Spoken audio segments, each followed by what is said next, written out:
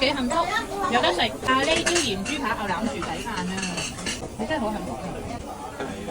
我哋今日食太興啊！我嗌咗咖喱牛腩飯，食呢啲有醬有汁嘅飯咧，我係中意用叉食，即係不過個汁咧就梗係要用匙羹筆啦。但係咧，我覺得用叉食咧係可以撩到佢啲汁同啲飯咧係可以超級勻咯。有冇人都係咁樣食？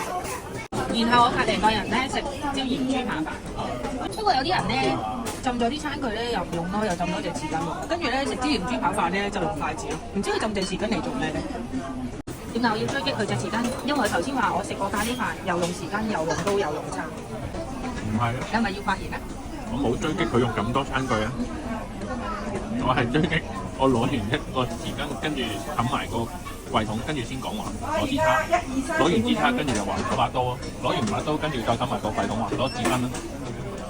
而家全部都攞晒出嚟啦，咁你唔使再攞咯。